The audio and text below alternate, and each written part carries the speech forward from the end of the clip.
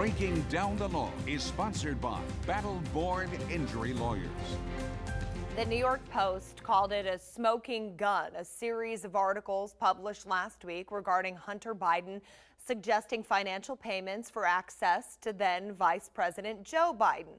Facebook and Twitter immediately blocked users from sharing the story, and Twitter even went so far as to suspend the Post's account, as well as the president's press secretary. Here to talk about online censorship, attorney Matt Hoffman with Battle-Born Injury Lawyers. Matt, both social media giants are facing backlash now on Capitol Hill.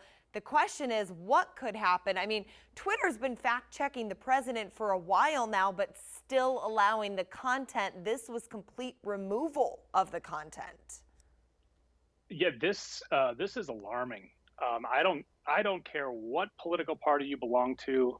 I don't care what candidate you support. This is outrageous. This is not free speech. This is censorship. And when you look at what they did, you have the oldest newspaper publication in the country publishing a series of articles, and Twitter, as you said, not just refusing to allow people to share it, but actually suspending accounts, suspending the account of the press secretary for the United States of America.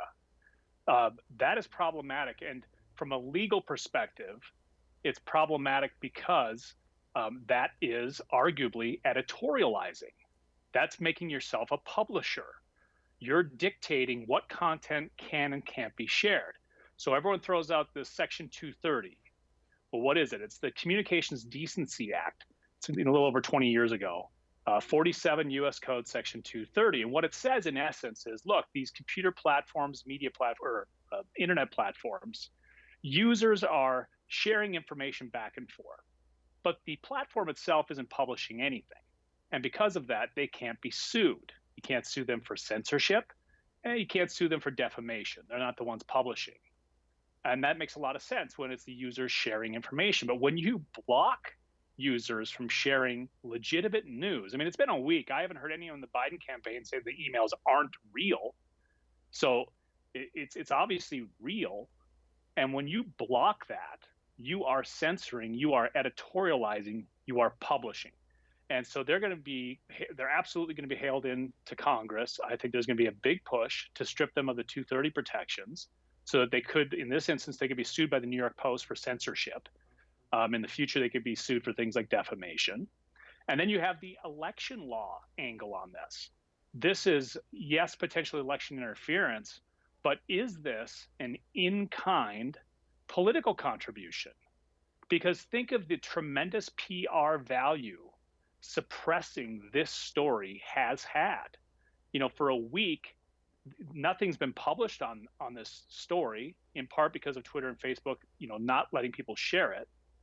And ironically, the supporters of President Biden point to that to say, look, it's not a legitimate story because they wouldn't let anyone share it, kind of a circular argument.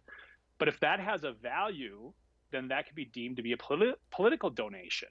And that would be an illegal campaign contribution. So there's going to be a lot of legal issues for Twitter and Facebook. Oh, yeah, this goes deep. And also, another thing that keeps making headlines, of course, is the Trump administration's push to work against Google. I shouldn't say work against Google, but they're saying that there's been some violations. Yeah, well, Google's been sued by the Department of Justice for antitrust violations.